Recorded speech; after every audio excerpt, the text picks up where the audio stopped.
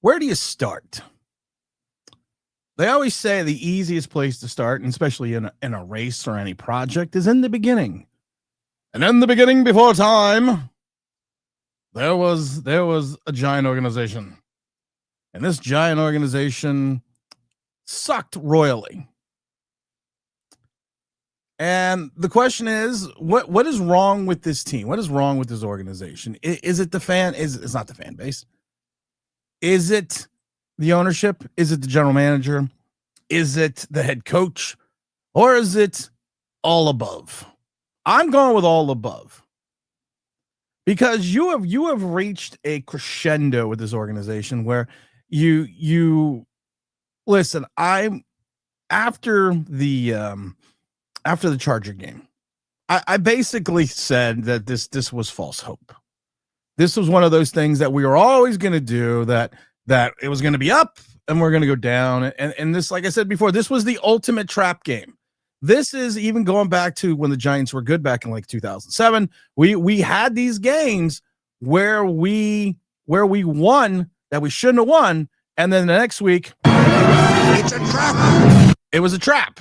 We fell right into the trap. We fell right into the trap with the 0-3 New Orleans Saints, the 0-10 Spencer Rattler, the 0-3 new head coach, and we just, and you looked at this game on paper and you said, okay, organizationally, we should be better.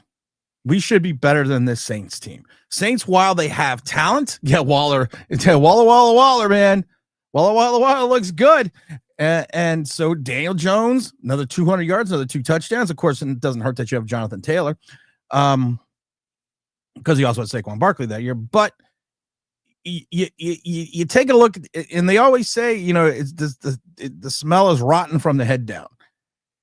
So you look at this organization and you think to yourself, where do we have any faith in regards to them steering the ship the other way? Now, a lot of people are going to say, well, you can't get on John Merrick because he's got cancer and this and that. And I feel bad for him for that. And we pray and hope for a speedy recovery and for him to be cancer free. But that doesn't take away the other 15 years. I'm sorry, it doesn't. So I'm not going to sit here and bash the guy, but I am, because while I feel bad for his cancer diagnosis, and like I said, we hope he has a speedy recovery, it doesn't take away he's still got a job to do.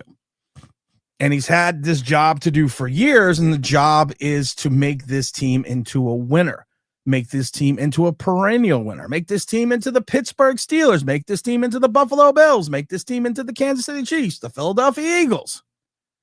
No, we don't do that. We think we're the smartest guys in the room. We think our shit smells like potpourri, and we think we can do these things that just don't make any sense. Like bringing in rookie general managers, bringing in retread head coaches, bringing in rookie head coaches, bringing in people that cannot evaluate talent, because this talent on this team, and I've said this before, and I'm going to say it again. I'm going to say it over and over again. This is going to wear. This is going to wear on this team. There are going to be things like Cam Scatterbo. Everyone loves Cam Scatterbo. Ooh, he's all fiery. And I've tried to explain this to people. I come from college locker rooms. I come from NFL locker rooms. And I was laughing because I was texting Zach. I was DMing Zach Attack about this. And I keep saying that Cam Scatterbo's antics in the pros is going to wear thin, and wear thin quickly. And him basically blaming the fumble on his gloves as he's screaming, I need gloves. No, you need to get some more yards after contact. You had fumbling issues at Arizona State. While you have a play here and there, it's referred to as consistency. And consistency is what makes you a better player, makes you an NFL player. I've said this before. I don't think Cam Scatterbo is going to be in this league more than 3 years. his running style, and he runs upright a little too much for my liking. His ability to lead to with his head. He had fumbling problems in college, and he is undersized. And while he has a propensity to move people at times, when you run into bigger, better, stronger players, he gets stoned. Like he basically looks like he's run into a brick wall. And that's why I want to see what he does against Philadelphia. I want to see what he does against that defensive line. Look what like I said before, everyone wants to talk about all the yards. He had all those yards last week. Well, yeah, he had those on 26 carries. You take away the one long run of 16, he was under 2 yards a carry. It's the same thing with yesterday. I think his longest run was 9 yards. And I love the people that are like, we were driving. No, we were running the ball, and we only went 55 yards on 12 plays. But that's all right. We have a professional running back in Devin Singletary that we don't want to use him. We don't want to use him. Oh my God. And for the morons. Stupid giant Twitter post. Oh, this is for all the morons out there on X that basically were saying we were using the tight end proficiently in the first couple series. Why did we stop? Because the defense adjusted. It's not that fucking hard to figure out. If you're a defensive coordinator, it's not very hard to figure it out. These people are going to dink and dunk us and use the tight end. So we are going to take away the middle of the field, and we're going to take away the tight end. So a good quarterback, a good offensive coordinator, all of a sudden decides, you know what we need to do? We need to come up with a different game plan and throw the ball to different areas. But oh, wait. We got a rookie quarterback. So we don't have the likes of our old friend. Of course, we've talked about it before. We don't have Russell Wilson to pick on. We got a rookie quarterback. So the rookie quarterback did not adjust to what the defense was giving him when they took away the middle of the field with the tight end. And people said, well, Tim, he's a rookie. You can't bash him. I can bash him. You've been in camp all year. You're the 25th overall pick. I saw what Jaden Daniels and other people did last year. This is what you're supposed to be. And can we literally talk about this? But nobody wants to fucking talk about it. Nobody wants to talk about it. His arm strength, Jaxson Dart. His ability to move the ball downfield. I am tired of watching him come up short on deep throws. Now we're going to talk about the Slayton drop and everything else, but I am sick and tired of seeing these short ass throws. I've said this before. The kid looks like he's throwing the fucking javelin. He can't, and nobody wants to talk about it.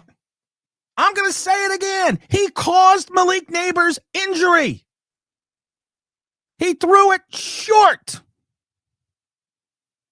which made Malik Neighbors on a free fucking play. He throws it short and makes Malik Neighbors adjust and come back for the ball. And for the morons that keep saying it's a turf, he tore his ACL midair. They're like, well, did you see him plant his leg? He planted his left foot, not the leg that got torn.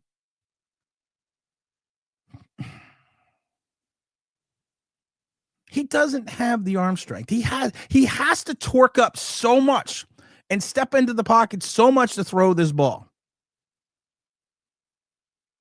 And I keep sitting there. IQs just dropped sharply while I was away. And I didn't go anywhere. Yeah, Ripley, it did. Because I don't know why. I don't know why, like Daniel Jones, I don't know why I saw this stuff well before everyone else and how to deal with the slings and the fucking arrows. But I've been saying this about Jaxson Dart since training camp. He's going to be a short to intermediate passer. He is a guy that has to generate so much fucking torque to get the ball deep that if he does not have the ability to step up into a clean pocket, he is going to throw short, which he does consistently. And teams are going to figure out, and I think they've already figured out, you know what we need to do? We just need to let the deep pattern go. Because more than likely, he is not going to get the ball to him.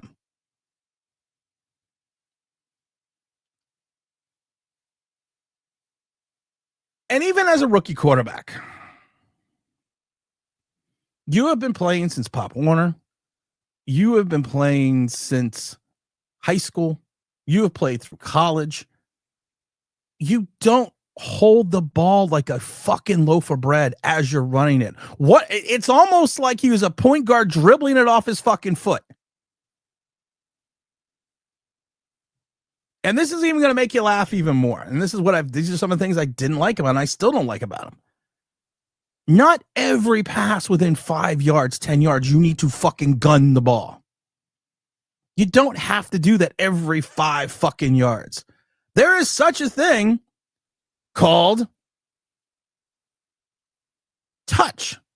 Throwing the ball with less velocity, especially when the ball is thrown into a short area. There is such a thing as a touch pass. Not everything needs to be gunned into every area. And as our quarterback, he doesn't get that. And yeah, you know what? I'm sorry. Yeah, I'm throwing shade at the kid. Because of the fact that, listen, you are the 25th overall. Dylan Gabriel had a better game overseas as a 3rd round pick. But we're supposed to sit there and say, well, he's a rookie. Yeah, great. He is a rookie. Fine. I understand that. But if your rookie's not ready and he throws for 100, he threw the ball 40 times for 202 yards, 199 adjusted. Now, I don't know what that means, but it sounds pretty bad.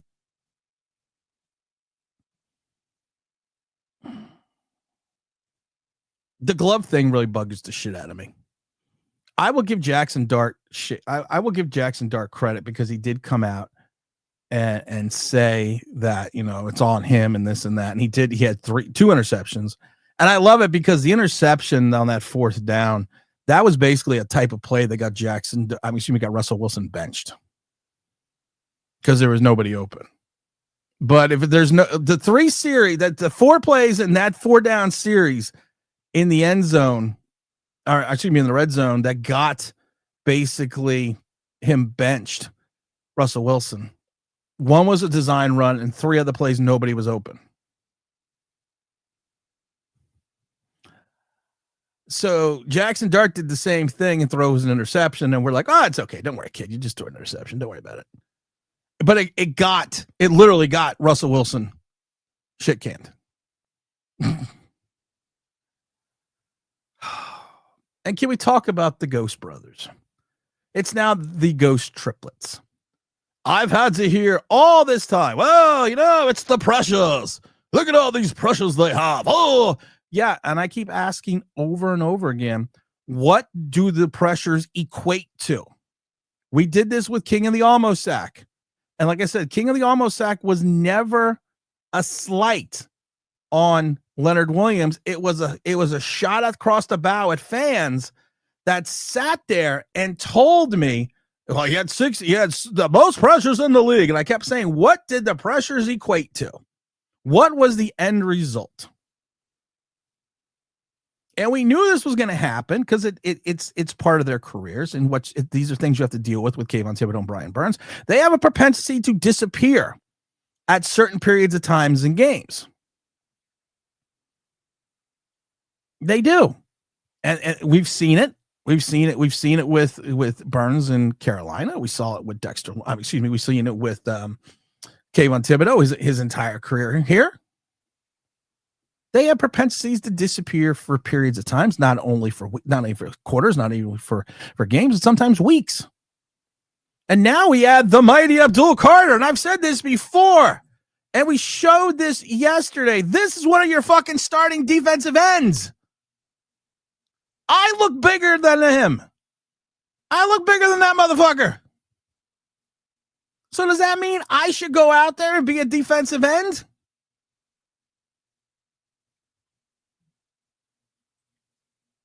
Great. Speed is wonderful. But speed, sometimes when you run into a brick wall, just makes a bigger crash.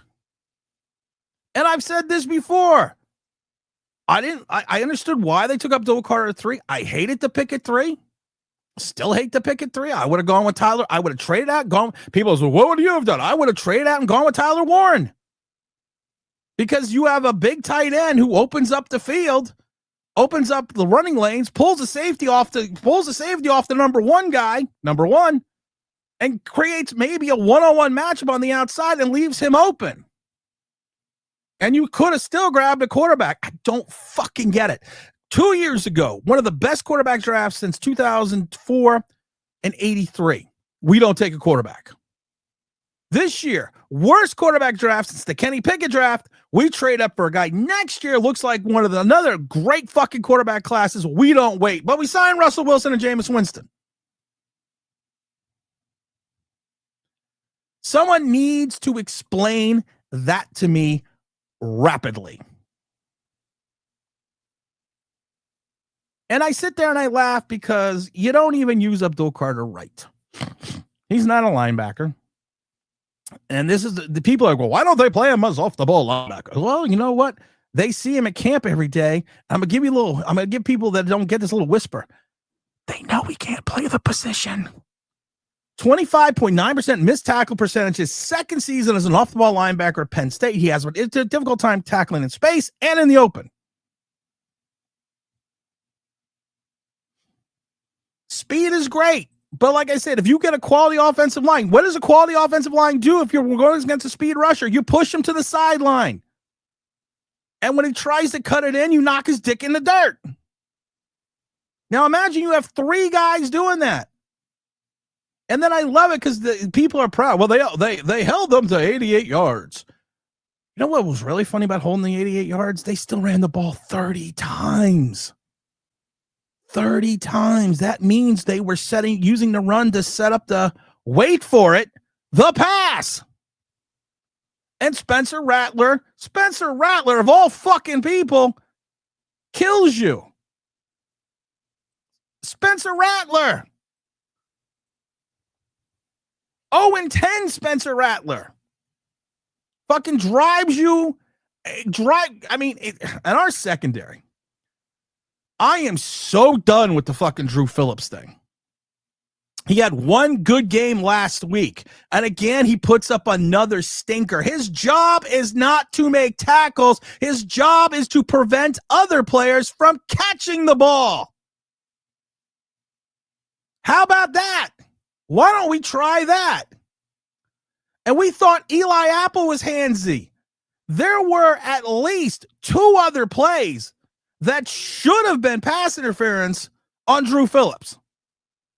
This is the problem with players who can't stop people from catching the ball. They get handsy because laying their hands on the wide receiver is the only way that they can prevent them from catching the ball. So they still run the ball 30 times. They set up the pass with the run.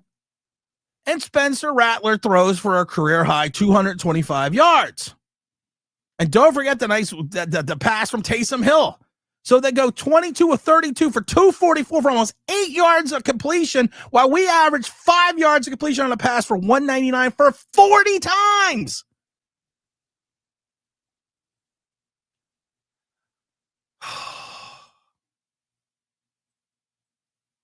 I said this before. I said this on the stream on Sunday. This is officially the last year of Online Big Blue New York Giants Straight Talk. We are officially retiring at the end of the season to focus on other things. And we mentioned it on Sunday, and it's not a sad thing. It's a good thing. It's a happy thing because of the fact that we got other programs that we got other shows, we got other things we're going on. It's just time to go a different direction. But all I can think of is, man, we decided to leave this place just one damn day too late,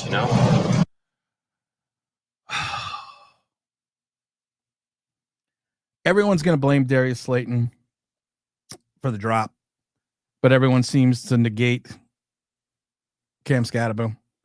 Everyone's going to blame Bo Collins and everyone else. but no one's gonna blame Jaxson Dart. And on that bad sack that Jaxson Dart took, that was the fault of Cam Scatterbo. Even Andrew Thomas was going after Scatterbo at that point in time. That was a bad play. That was a missed assignment by Cam Scatterbo. It's like every week we try to do something even more stupid. One week, Brian Daboll tries to challenge a play that's not challengeable. Next week, he goes for it on 4th and 2 when you're up by 3, and you could kick a field goal and go up by 6, and they got to score a touchdown. He doesn't kick the field goal. He goes for it. And then yesterday, we have 5 consecutive turnovers. Are we better than the Jets? I don't know. Thank you, Alberto. An average arm. I have been saying this. I love the fuckheads that sit there and go, remember what you said? It looks like he's throwing the javelin. Oh, how about now? Okay, how about now? He got your star wide receiver hurt, and he underthrows everyone like he's supposed to do that. And I'm not yelling at you, Albert. I'm just talking about other idiots. Tell me why I watch this fucking team. Tell me why.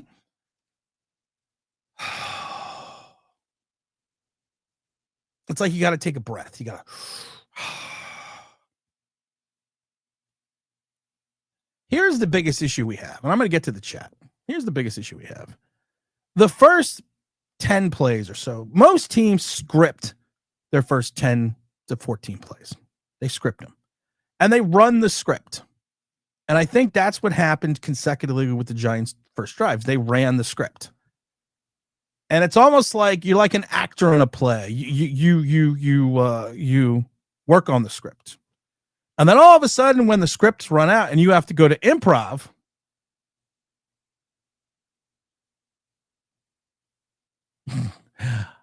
and you go to improv, then everything falls to shit.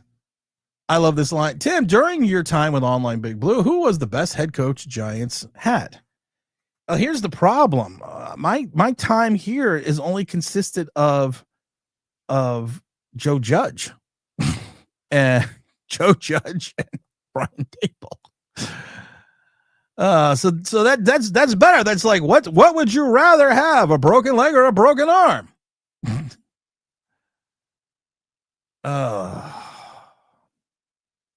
I keep telling people with this, you can every and you got Cam Scatterbo with the yelling and the screaming and that's gonna get old real fucking quick in the locker room. Check with me about week 9. If we're 1-7, check with me how that's playing in the locker room. I've been in NFL locker rooms. I've been in college locker rooms. Sometimes you run into people and you're like, this is stupidity at its finest. But it's the aura. We're hyped up with the aura. Oh, dear fucking Lord. Zach Attack with Super Chat for the Philadelphia Children's Hospital. Zach's Cam Scatterbo is getting close. As unnecessary reference penalties. He needs to stop blocking after wheel. Sacks are quarterback stats, not on the O-line. I agree. And that's the other thing. He doesn't stop when the play. There is a key phrase in football. You play till the whistle. Cam Scatterbo has a tendency to play till after the whistle. The gloves, man. Give me new gloves. It's the gloves' fault. No, you dropped the fucking ball. Ball security. What did you have? 10 fumbles in your last year and a half at Arizona State? Well, we don't want to talk about that. Oh, wait, we did.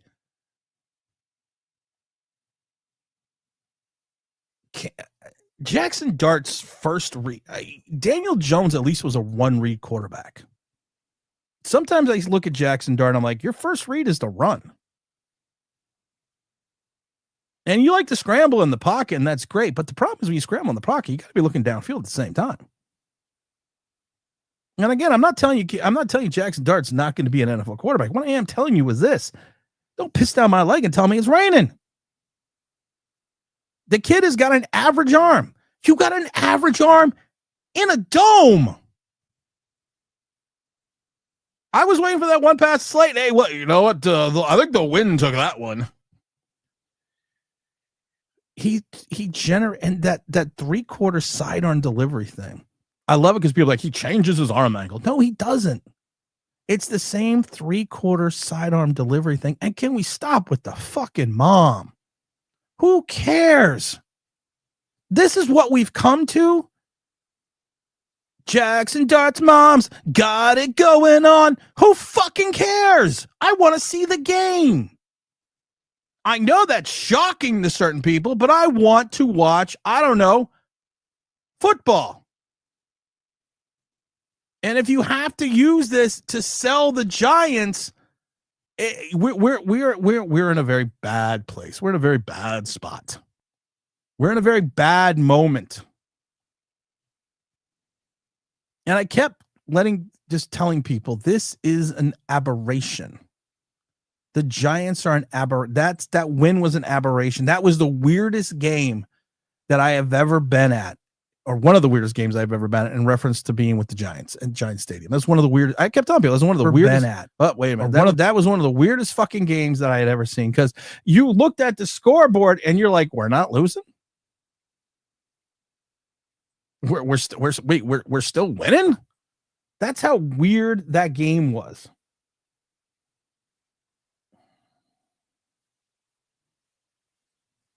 I don't know, guys.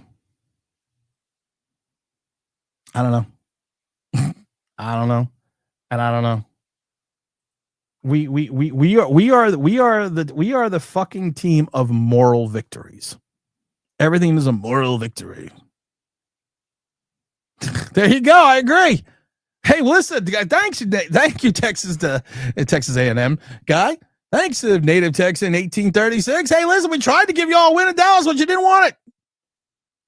Yeah, I don't blame Russell Wilson for that. I blame the fact that the defense gave up the lead twice in the fourth quarter, and then you let a guy drive down the end of the field with 26 seconds left and no timeouts.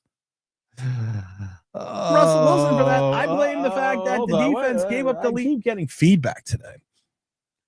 But you're right. You know what, Native Texas, welcome to the channel, and I appreciate you because you did try to give us a win. You said it best, Jay Ferris. Cam Scatterboo is a feisty backup. That's it. He's not Amon Bradshaw. Thank you for Zach Attack Percent, man. He's not Brandon Jacobs. Hell, he's not Brandon Jacobs' son. And like I said, the whole shit it's like Jameis Winston. Jameis Winston wore out when the talent fades and the talent does not when the talent is not greater than the personality and the attitude, the act wears thin. Jameis Winston wore out his welcome in Tampa, wore out his welcome in Cleveland, has worn out his welcome everywhere he's gone, because when the talent is not greater than the personality, that's the problem. Good content. Well, I appreciate that. Thank you. And you're a Dallas fan, so you know a lot because you have to deal with the Cowboys. You have to deal with Jerry Jones, and you know what? You have our pity. But we have John Mara. So, and we know the good thing is about the Cowboys, the Eagles, and the Commanders. At least we have Joe Schoen to keep them relevant. Because my theory is this: these teams are only relevant and good because we suck so bad because we don't know how to draft anyone. Third and Schlong says, not for nothing, but Dexter Lawrence has not been a non-factor. Also, he's gassed after every plays and subbed consistently. Listen, I've said this before about Dexter Lawrence, and I cook a lot of shit for it. And I've been saying this is for years. Dexter Lawrence is a great player on a bad team, and he has been. And I'm not saying that he is not a good defensive tackle. I'm not saying he's not a good nose tackle, but there are probably 4 or 5 or maybe 6 defensive tackles and nose tackles that I would rather have than Dexter Lawrence. Dexter Lawrence, to me, is a good player on a really good team. And you're right, he's no Aaron Donald. He's not. Leonard Williams, the last 2 seasons, has had better years than Dexter Lawrence. We are sitting there. King of the almost sack. We're missing him. We are missing King of the almost sack, who has had 2 better seasons. And then we have to hear about the elbow injury. He had the flu, But this has been going on. Like even last year when he was getting sacks, he was really more getting those from the defensive end position, not the defensive tackle position. But we don't want to talk about that. Let's give him something to talk about. And it's not going to be that. We over-evaluate, we overhype this talent. And this is why fans get so excited. 97, was it 97 yards? He had had an intercept, had a pick six. Was 97 yards? I think he went, or 98 yards, or 89 yards. We over-evaluate everything. We look at things and say, "Oh, this is great. Oh, this is great." That's like Darius Alexander. Where the fuck has he been? 3rd round pick. And I kept trying to explain to people he was the 12th defensive tackle taken in the first 56 picks. The Giants passed on him twice, and so did every other team. And he was the 12th one taken for a reason. He was a non-factor at camp. He is Joe Schoen even said it. He is an undersized defensive end who has speed, who can rush the passer. That's not what we need. We need a Dalvin Tomlinson. Dexter Lawrence is at his best when there's someone next to him. That's just his quality. We need a Dalvin Tomlinson type player. Oh, we had him. We let him walk. I forgot. We let him walk for $10 million. I forgot. What was I thinking?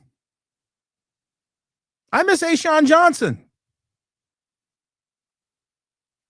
I miss Ashawn Johnson because of the fact that we were at Giant camp, not a camp. We were at the Giant 2 years ago. We were at the Giant offices, and we were there for the rookie symposium, and we were in the cafeteria, and they have a refrigerator for the players, and it was empty except for one drink, and it said Ashawn Johnson on it, and it was this. I like green drinks, so like green, like lettuce and broccoli and all that kind of shit drink and spinach drink. So I saw this one as so I took it. So I want Ashawn Johnson back because that was a good shake. My milkshake. All the boys in the yard think that I'm better than yours. Everyone's better than ours. Let me go to the top here. Let me try to.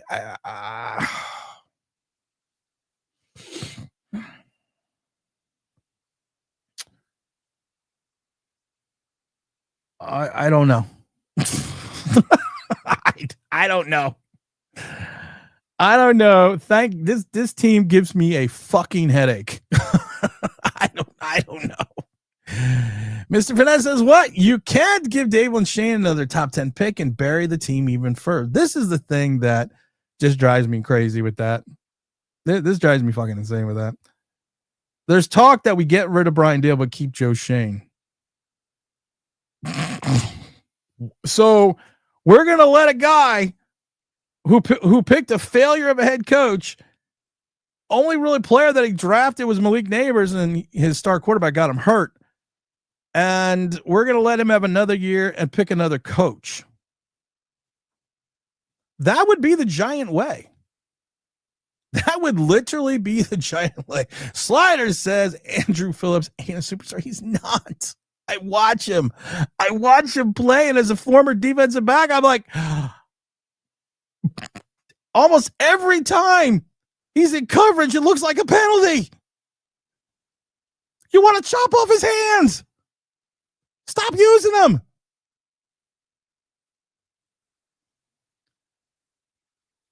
They used to old days in the late 80s for people that were too handsies. You know what they did?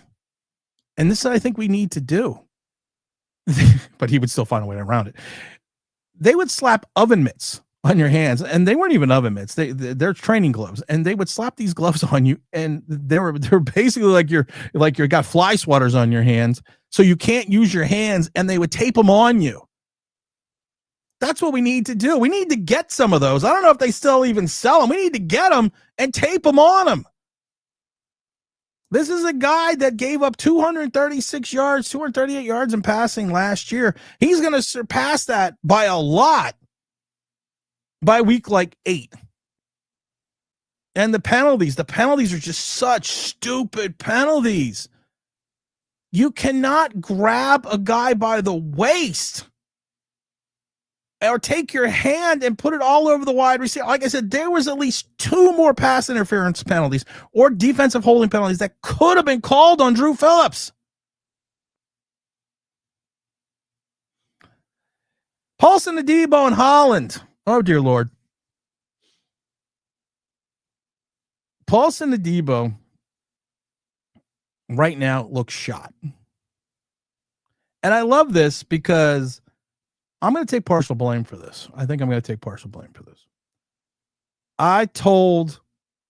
We've said on the show more and more, you got to go man to man. So strange enough, Shane Bowen has been playing more man to man, more press cover corners. He really has. And it ain't working. Banks and Adebo have been so horrid at what they were supposed to be good at. I want to tell Shane Bowen right now, go back to the zone. Go back to a zone style defense. Go back to a bend not break Tampa 2 style defense. Use what I like to refer to as a double umbrella. Because these guys who are supposed to be man-to-man press cover corners can't cover a bed with a blanket. And we've said this before. Most teams in the league did not even have Paulson Adebo in the top 5 of their free agent corners because of the injury, because of the break. And again, like I said, it wasn't a fracture. It wasn't a hairline fracture. This guy broke the bone, snapped the fucking bone in half. That is a difficult football injury to come back for. And most teams' thought process was, we'll give him a 2, and I've talked to people in the league, we'll give him a 2-year, $20 million deal, $10 million guaranteed with an out in year 2. Player option in year 2 to give him time to recover from the injury. But the brilliance of Joe Schoen, I'm going to give him $54,036,000 guaranteed. Then you look at Holland. Holland, who had one of the most serendipitous drops in production and play that most scouts 2 years ago, that most scouts will say they have never seen anything like it before. You go out and sign Holland and give him a little bit more money than you would have given Xavier McKinney. Okay. Xavier McKinney was not a Pro Bowler last year. He was only all pro and probably the first or second best safety in the entire league. While 2 years ago, Holland was one of the worst safeties in the league. And now we brought him over because of the fact that we thought he was more talented and fit the system better. Mr. Perry says they didn't have to trade up for Dart. Mr. Perry, I said the same thing. You don't have to, he would have been there. And I love it because, God, for the love of God, for the love of God, for the love of God. We cannot sign a wide receiver. We have $1.6 million in salary cap space, even with the injury to Malik Neighbors. So please stop with the trades. Please stop. We're going to sign this guy. We had to restructure the contract of Andrew Thomas the Thursday of the kickoff because we were $8 million under the cap. Over the cap, and we had to be under the cap before the 8:20 kickoff that day.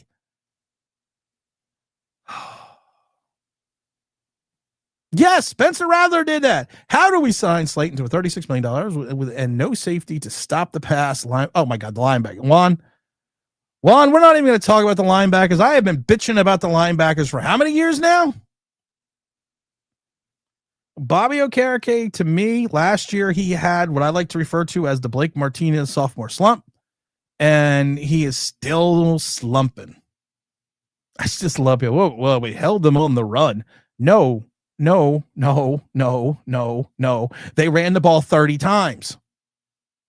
Why did they run the ball 30 times? Because somehow they were getting yards to move the chains and first downs. Oh, you want to know how? They threw it with Spencer Rattler, so they used the run to set up the pass.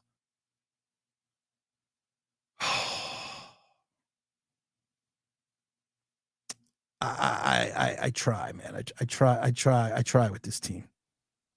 I try with this team, and you kind of just reach the point where you're like, okay, this just doesn't make sense. there's an easy way to figure out how you lost this game. It's called 5 turnovers. It's called 8 penalties for 95 yards. It's called only being 50% in the red zone. But I love it. You held, you kept the Saints 0 for 3 in the red zone. But it's one of those things that you just look at this and you're like, this just isn't there. Our Giants' third down efficiency were 3 for 10. They were 50% on third down efficiencies. And why do we continuously go for it on fourth down? We were 3 for 5, but why do we continuously go for it on fourth down? You're allowed to punt.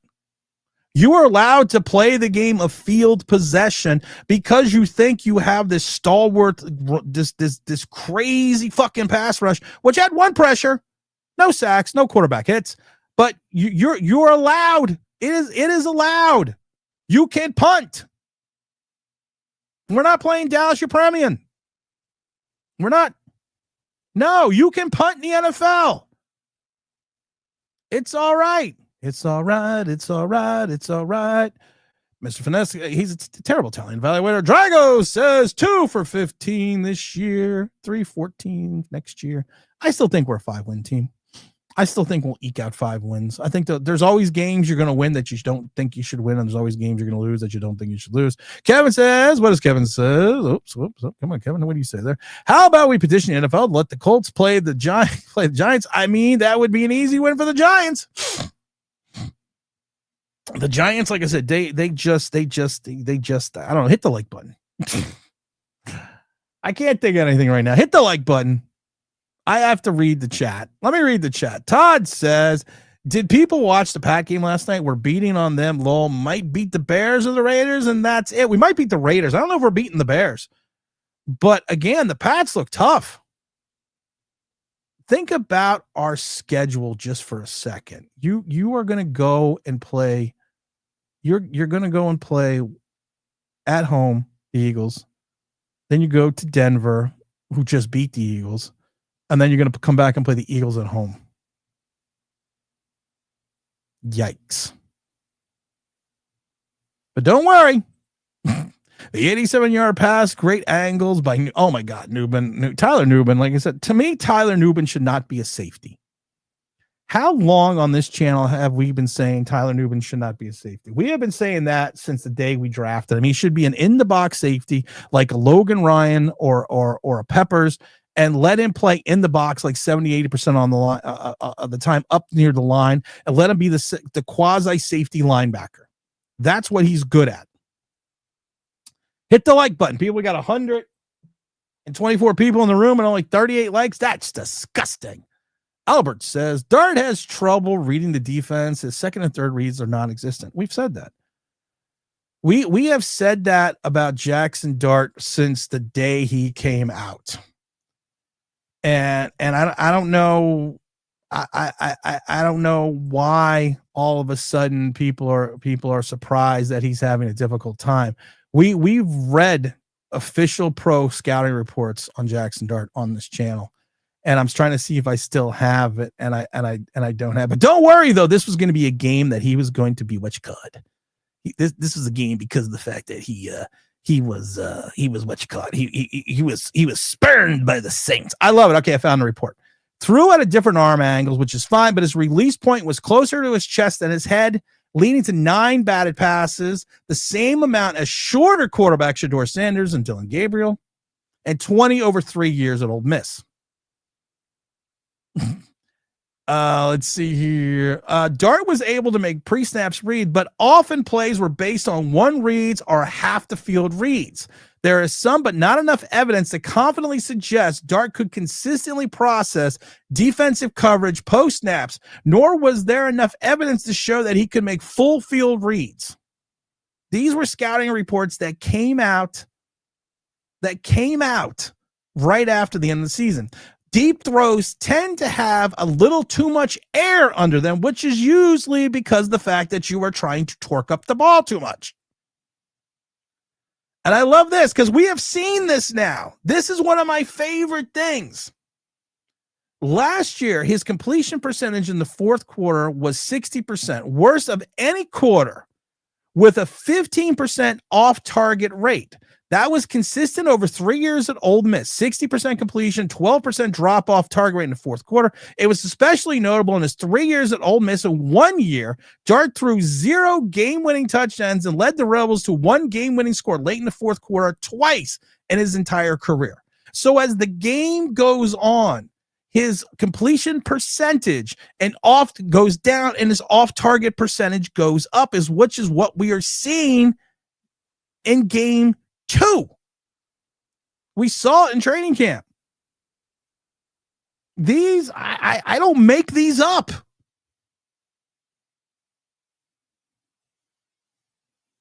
When Dart leads us to the playoffs, you have to stay. No, that ain't gonna. The good news is that ain't never gonna happen. Mr. Why is my mouse like all fucked up? Let's see. Only team to watch in the NFC is the Knicks. I'll be at the Knicks game on Thursday. I love it because I gotta clean my mouse thing here. Hold on, I gotta clean this too. I love though because yeah, I'm going to Knicks game. I'm not going to. I of course I'm a Giant season ticket. I'm not going to the Giant game on Thursday. I'm going to the fucking Knicks game on Thursday. And yeah, it's a preseason game against the Minnesota Timberwolves. But let's go Knicks. I'll be there instead. Big Dog says they're getting closer and closer to the number 1 pick. I think this year they will lock you on it. Great. And I love it now because you have all these content creators and all these people on Twitter and X that just make me smile. Because after yesterday's game, they're like, well, there's nothing saying that we're married to Jaxson Dart next year if a quarterback comes out we like. We have been waiting 3+ years to draft a quarterback. Then you finally draft one, and guys are giving up on him on week 2. I'm not giving up on him because I never thought there was anything there to give up on. I'm not giving up on the kid. You gotta let him play. You gotta let him play through it. I never negate the underthrows. Dart has an average arm. You're right. Native Texan says, I wonder if y'all run it back with Daboll and Shane again. Will you be happy if we did? Mr. Sliders, Tim, the flea flicker play. Dart threw that shit flat-footed. He looks like he stepped into his throw. Kerry Collins knows how to complete a fucking flea flicker because Kerry Collins has got an arm. Kerry Collins, for all of his problems with alcohol and everything else, he had an arm. Kerry Collins could gun it going all the way back to Penn State. Hell, even in Carolina. Put Wilson back in. Well, I'm not. There's no reason to put. And you play Jameis Winston. There's no reason to play Russell Wilson. There's really not because you are 1-5. You're about to be 1-6 and 0-3 in the division. How bad is the Giants' luck at times that we have to go and play a pissed off Philadelphia team? How bad is that? And then we got to go to Denver. And then we got to go back and play that fucking Philadelphia team again. Oh, my God. Tim, during your time. Oh, no, we already went through that. Let's see here. I got to scroll down a little bit. Tim, you called it Friday. Trap game. I did. It was a fucking trap game. Oh, we also have to talk about the Mighty FanDuel. Mighty FanDuel, the number 1 sports book in America. That's FanDuel.com. They had the Giants as 1.5-point underdogs on this game. I actually thought that spread was a good spread because I thought the Giants, even if they couldn't win that game with at least maybe a point difference. Boy, was I wrong on that one. The Mighty FanDuel is correct. New customers for the NFL, you bet $5, you get $300 in bonus bets if you win. Let's see what the sports book is saying right now about the Giant Eagle game. I haven't looked it up yet, but if I'm the Mighty FanDuel and I'm looking at this game against the Giants and the Eagles, I'm thinking that this game should be at least Eagles by 17.5 points. But let's see. The Giants are only 7.5-point home underdogs to the Philadelphia Eagles. Go to themightyfanduel.com and don't forget you can do your sports betting. You can do your they have the slot game. I like the casino games. I like that you can also do your fantasy football there. They have a slot game which I like. It's called Gold Blitz Extreme. And it's also to do with the Major League Football. And they also have a football blackjack, which I kind of enjoy. So go to FanDuel.com. Like I said, if you go to FanDuel now, $5 bet if you're new If you win, you get you $300 in bonus bets. That's FanDuel.com, the number one sports book in all the land. And America too. Everyone, Robert says, hit that like button. Thank you, Robert. Slider says, James, it's bullshit. Players make excuses, no accountability. No, you're 100% right. The big dog comes in and said, no neighbors in Slane or with the Eagles. Next up, Jesus Christ. Don't worry, we got Hyatt. Jalen Hyatt's been on the team for 3 years and looks like he can't figure out how to fucking run a route. Bo Collins has speed. But Bo Collins is a straight line speed wide receiver. You could see that in training camp. Everyone was in love with him. And he has propensity of dropping the ball. But don't worry, we're going to put Papa Smurf out there. La, la, la, la, la, la, Smurf the whole day long. Don't worry. And we're going to run Cam Scatterboo 30 times for 80 yards. Wyatt says Giants always get one upset button, but they still suck ball. Yeah, that's the problem. And then you have these Giant fans that get so fucking gaga crazy over one win. You try to tell them, listen, look at the schedule, look at what's going on, and then kind of come back and talk to me. But no one ever wants to do that. Sliders says, can we stop trying to throw the ball deep to Wandell?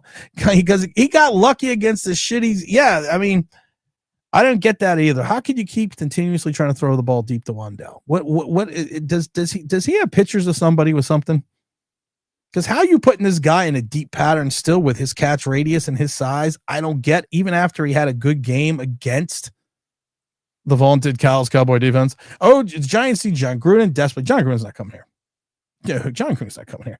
If you were an outside perspective, OG Knockout, if you were an outside head coach, and you look at this team and you look at the talent on this team, would you sit there and say, you know what? I think I really want to go coach the Giants.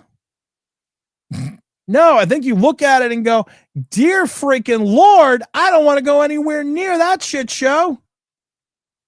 We got to get to the super chat because all super chats go to the Philadelphia hospital. Mr. Belford says, Tim, I'm retiring from the psychic business today. Even Johnny Wishbone can't predict this sorry franchise. Well, Johnny Wishbone can predict this because Johnny Wishbone understands, he's a psychic extraordinaire, that this team is garbage.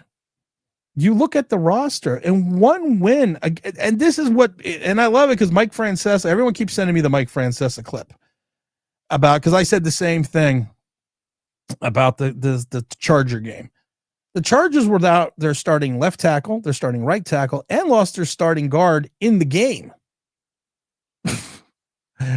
Yeah, that's why you guys got pressures, but no sacks. I'm Johnny Wishbone, psychic extraordinaire. If you need me, just think Johnny Wishbone, and I come running. Lots and biddle. It's like kibbles and bits, but different. Excuse me. Sorry about it. I had to play the whole thing.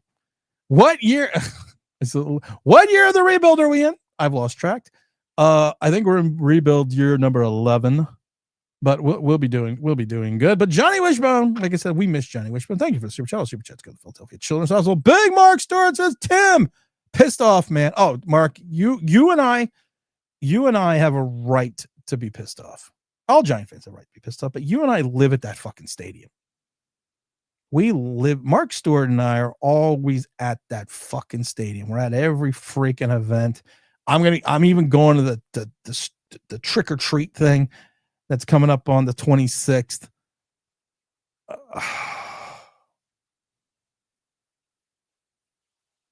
We are getting the Nick VIP experience on Thursday. So I will not be there Thursday. Sold the tickets already. I'm not going to be there Thursday.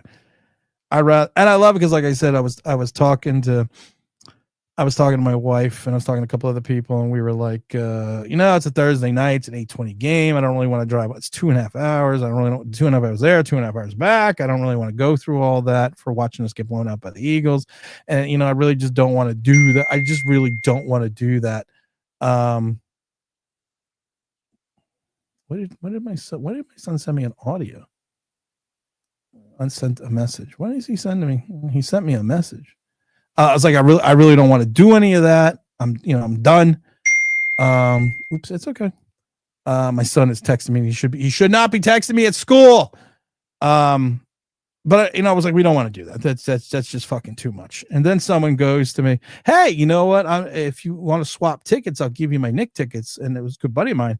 I'm like, wait a minute, what tickets are you giving me?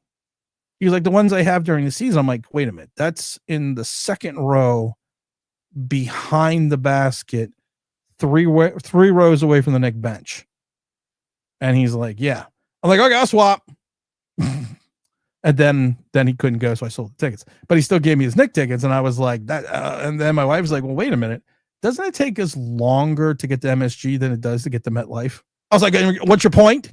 And there's a point to that? So we're going to Nick game.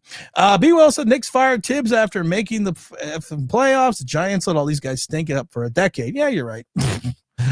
Let's see here. We got to go back here. Let me go back. James Stein says, good morning, Tim. I believe the Giants fans need to demand John Mara retire and pass the team down to the younger Mara because John is too old and sick to be effective owner of the team. No, you need to just sell the team. I don't want anyone with Mara's name to be associated with anything.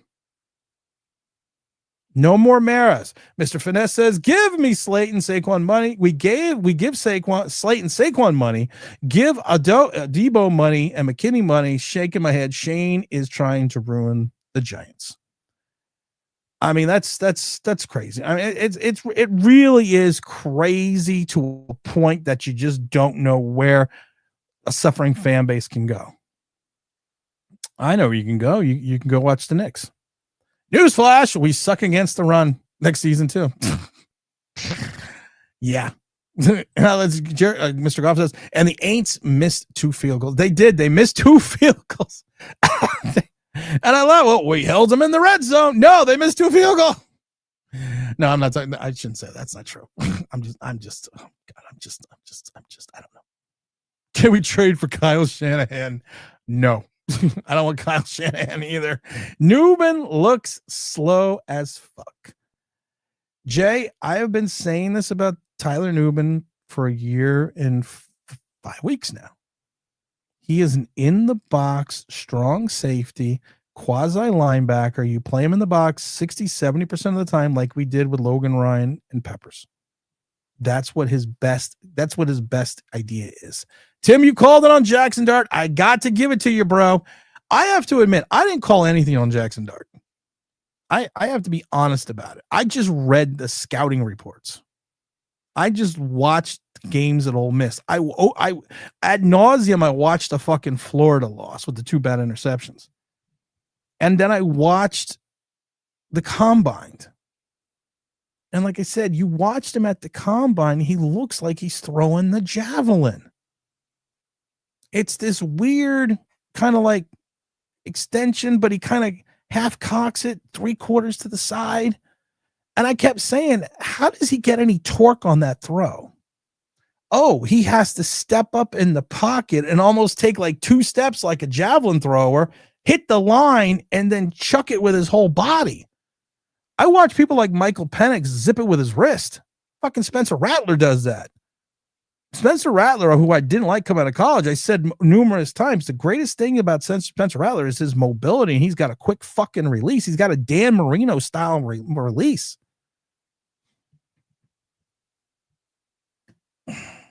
So I'd like to take credit for that. And it's only 2 games. I just see him. He's Dylan Gabriel. And he'll have one good game and people will go off the rockers again. But every time we go off the scripted plays, shit just goes downhill. Don, I'm working.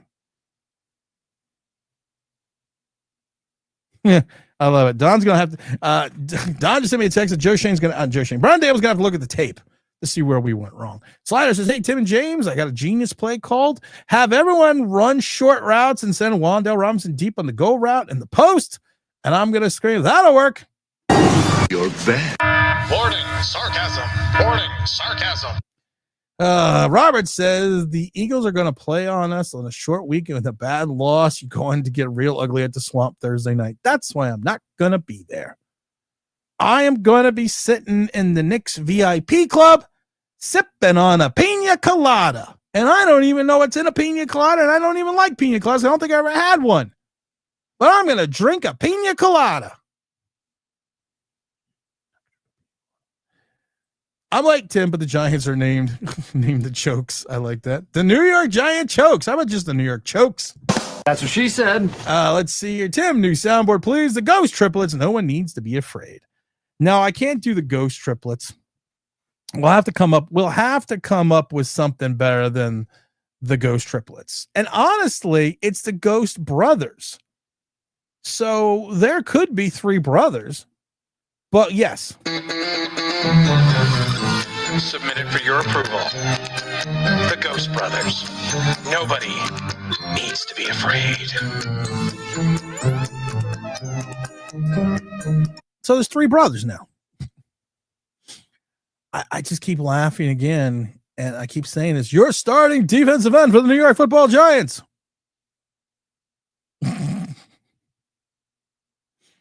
Why do you think teams run the ball 30 times, even if they're not being successful? Why do you think that? Oh, I don't know. I don't know. Can't figure that one out.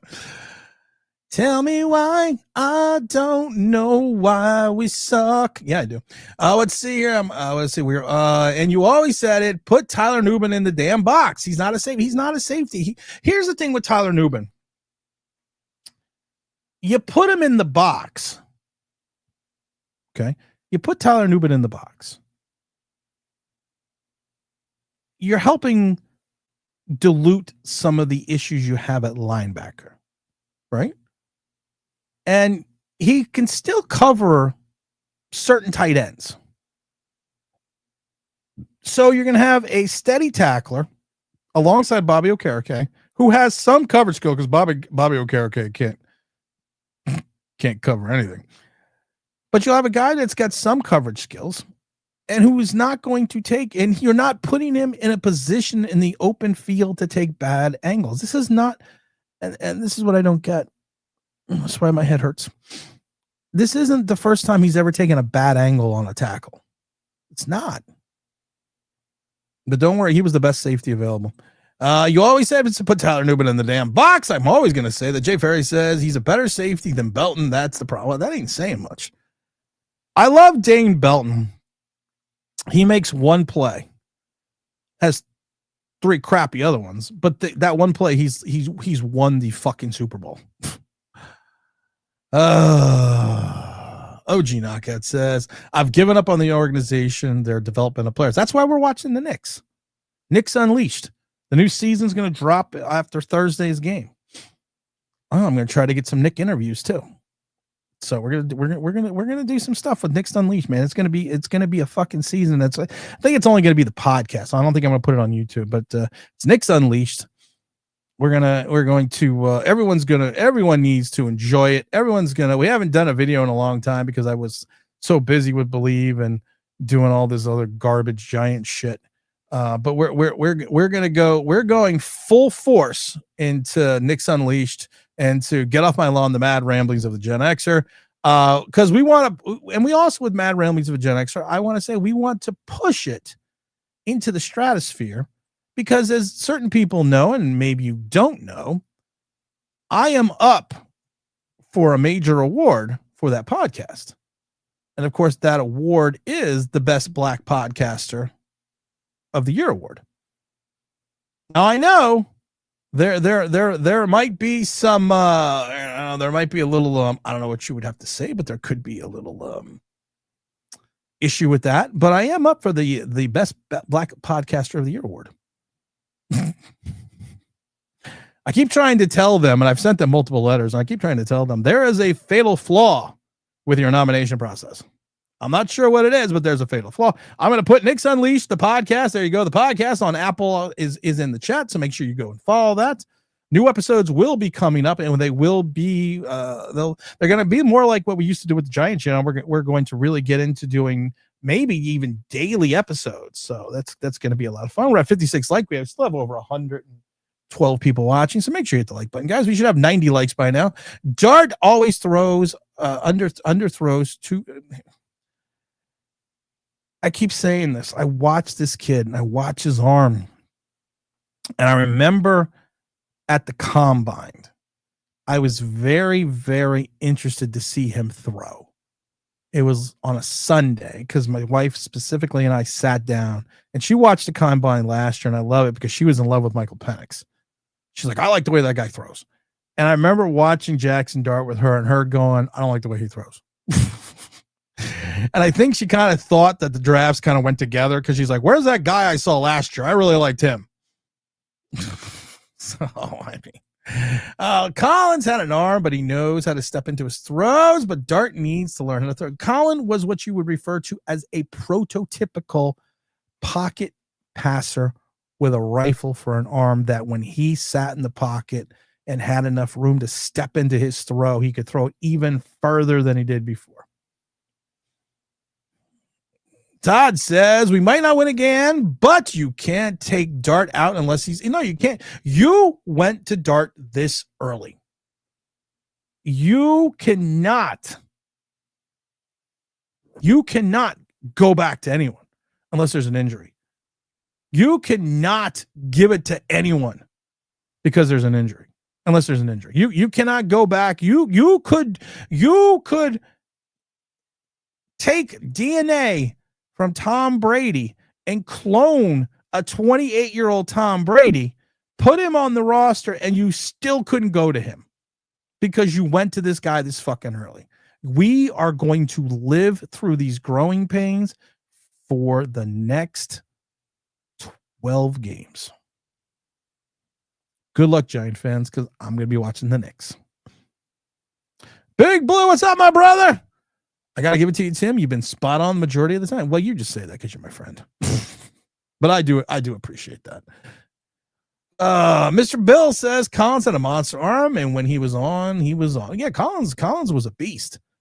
Collins' issue was he had a personality issue and a drinking issue that he finally fixed. Jay Ferris says he's the 25th pick, and it's a lot. If it's the lotto, I am down to pick number one quarterback. I thought Dart was a cheap flyer on a quarterback. No, here's the beautiful thing about people that want to trade for a wide receiver and a quality wide receiver. We don't have a second round pick next year because he's sitting at 25. Tim, we've turned over 5 times. Do the shit against the Eagles. The score, I'm telling you right now, the score is probably going to be like 100-8. Can you imagine? And Trenton was on earlier, and I don't know if Mr. Taz was on, but could you imagine Cam Scatterboo running into the heart of that Eagle defense? He may not come out. He may run into Jalen Carter, and the play will be over, and there will just be an elbow pad and a football. And they'll be like, Jalen, do you want to pop Scatterboo out here so we can continue the game? Because all we see is an elbow pad and a football. Tim, what's your thoughts on the O-line with Thomas back? The O-line has actually not played horrid. The O-line has played well enough. The problem is you have an indecisive rookie quarterback. Here's the thing. The O-line has not been the issue. Even though they gave up 5 sacks last week, technically it was 6, but they took 1 away because they said that he gained a yard. They only had 2 sacks yesterday. He is indecisive. This is what's killing me since the first game. If the first read is not there, he just runs around.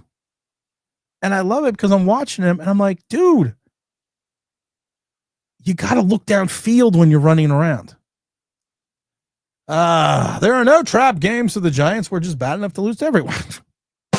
Good point. Good point, Mr. Campbell. Juan says, I'm not willing to give up on Dart until we see him with a full year with the number 1 wide receiver. Who does that sound like?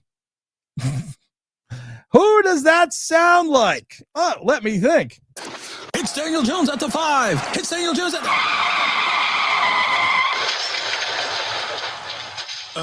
never mind.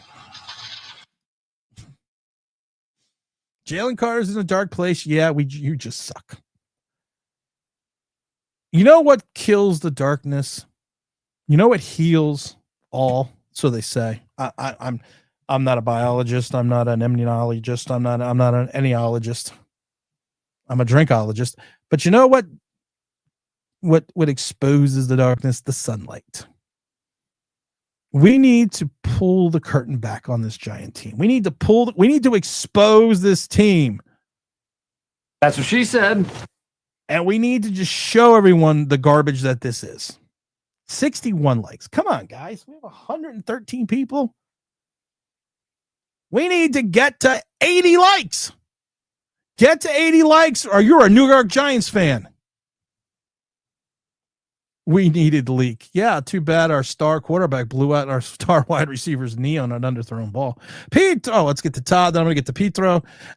They need to just cut Hyatt. Just can't play in this league. Oh, yeah, I agree. just cut him now. Cut him now. Get it over with. Let's just go from there.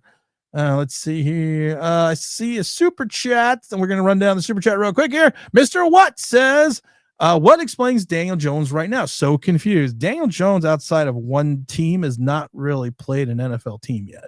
He played one NFL team and they lost. Daniel Jones is still Daniel Jones. They scored 40 points and he only threw for 200 yards and 2 touchdowns. They scored 40 points. It's called the Indianapolis Colts and Jonathan Taylor. That's the thing. Daniel Jones will still finish out with 3,000 something yards and 21 touchdowns. That's what he is. But he's on a team with a running game. He had that with Saquon Barkley. So now he's got Jonathan Taylor. He's got a quality tight end in Tyler Warren, who I think the Giants, I wish for the love of God, still would have drafted. And so there's really no confusion. I don't think there's really any confusion. Daniel Jones is an average NFL quarterback. Daniel Jones, in the right situation with talent around him and a strong running game, can win you games. He showed that here, but he is not a top 15 or a top 10 quarterback, and which is what you need at times to help get over certain deficiencies. And he is never going to make players around him better. You saw what happened. And the other game they won, they only won because of a bad penalty on a field goal, then turned into a missed field goal. So there's nothing, you're not missing anything with Daniel Jones. Like I said, we wish Daniel Jones the best of luck. We I say that about all Giants fans, former Giants that leave this team. And a lot of people get mad at me for saying we wish them the best of luck because this is someone's career. I've said it before. I never faulted Daniel Jones for signing a $160 million contract, because if someone came up to me, and even if I had no talent whatsoever in anything, and said to me, hey, we're going to give you $160 million to not have the best talent around, to be the best talented player around, I'm not going to say no. I'm going to sign it. And an agent who, I love it because his agent even came out and said it was laughable that they were putting together a tape for Daniel Jones, and they were laughing like, yeah, there's no way in hell they're going to see this tape and go, yeah, we should give him $160 million.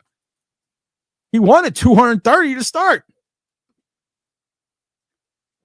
Your value is what the team will pay for you. And NFL careers are short enough. But Daniel Jones stole $100 million from the Giants, and he didn't even use a gun. Slider says, Tim, after the Dallas game, what was Wandale done after the Dallas game? Any deep connections? No, because Dallas sucks. You know that. OG Knox says, I wouldn't go to the Giants. Tim, you're right. This organization sucks ass. I don't know how many games I'm going to this year. I will go to the Packer game. There's a bunch of people that are going to the 49er game, so I'm going to go to the 49er game. But I don't know if I'm going to go to more 3 games. And this was the first year I had ever missed since 1976 opening day. I don't think I'll go to more than 2-3 games this year, because there's really no reason to go. That's what the Giants have done to a lifelong fan of myself. I don't think there's a reason to go. And like we said before, we announced it on Sunday. This is it. This is the last season of New York Giants Straight Talk Online Big Blue. We're done. We are going to go on and do Get Off My Lawn, the Mad Railings of a Gen Xer, and we're going to go on and do the Nick channel full time. I will finish out my contractual obligations with Believe till February, but then I'm done. There's, and someone asked me, Telling me there's a chance. Yeah. And people are like, is there a chance you're going to stay? No. Mrs. Online Big Blue and I have talked about this, and it's the fact that, you know what, sometimes things run their course and then you move on.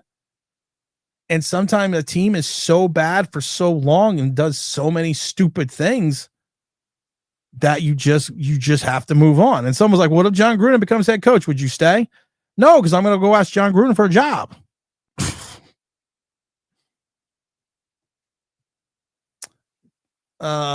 We got to what year of the rebuild they're in. Zach is sick of the team. Williams says the only way to explain the roster decisions because the GM knows the coaches won't let Hyatt and Singletary play. Hyatt is just garbage, and I feel so bad about that because I actually thought this kid was going to be something. He even when Hendon Hooker went out and Joe Milton came in, he still showed a progression. He still played well, and I don't know. So looks Neighbors, even if Neighbors is there, how many times do you think Wandell is going to be open deep? Not many. Robert says, what's going to be your costume for trick-or-treat event? I'm thinking of going with a paper bag on my head. Ooh, that's a good question. We have gone to the giant trick-or-treat event for like the last 7 years. And I'm kind of curious. Yeah. I don't know yet. Mark says season's over. September feels crazy. Season's over. Season's over in October. That's what I just love. Mr. Ferris says, if I'm the head coach and general manager, I would think this is a great job. You have talent that aren't for reasonably low expectations as well. You have no expectations. He's already ruined the Giants. Who ruined the Giants? Joe Schoen, yeah, or John Mara. Let's see here. Made by Giants says Mara's name is so vetted in the NFL, he will never see anyone else on his own team. No. Yeah, you're right. Mara, Hallis and Mara, and what's the guy in Kansas City? Not Kansas City. Hallis and Mara. Though there's a third one. They are synonymous with the NFL. They are synonymous with starting the league. So you're right. There will never be anyone not named Mara somewhere in the Giant organization. Zach Tech says the flea flicker play would have been a touchdown for Winston and Wilson. I agree. Todd Taylor says you just compared them to two other terrible teams. Yeah, I know I did. Pete Throw says new strategy. Ask Joe Schoen, who would you pick and avoid picking those players at all costs. I've said it before. I think when they drafted Josh Allen, they locked Joe Schoen in the fucking bathroom. They're like, Joe, run out and get some coffee. And then someone pushed him in the locker room and closed the door. Pushed him in the bathroom and closed the door. Oh, I mean, you look, Rooney at Pittsburgh. Thank you, Robert. Robert with the $2 super chat for the Philadelphia Children's Hospital. Thank you, Robert. Thank you. I appreciate that. It's Rooney in Pittsburgh. Rooney, Hallis, and Mara are the league. There is no league without those three gentlemen. Those three last names. So there will be, and I was always shocked when they sold 50% to the Tisch family. I was shocked by that because I always thought it was going to be like Mara and Rooney, that this was going to be a lifelong family organization, but things change in life. Kids grow up. Where are we at? 70 likes. Damn, we can't get to 90. I've been talking for an hour and 19 minutes. Oh, I saw T-Brad. Where was T-Brad? Too many people. Oh, T-Brad, there he is. There's the big T. I'm only a couple minutes. I'm a lot behind, but that's all right. T-Brad says, I predicted 3 wins this season. Looks like I'm right. The only team left us for possible is the Raiders. Yeah, watch Geno Smith all of a sudden turn around. What's up, T-Brad? How you doing, brother? The wife was asking about the wife. Your wife, not my wife. My wife was asking about your wife, about going out. So I'll have to text there. Let's see. Here's Mr. Jones is playing the same. He's just in a better situation. Yeah, that's the thing. Daniel Jones isn't all of a sudden gotten better.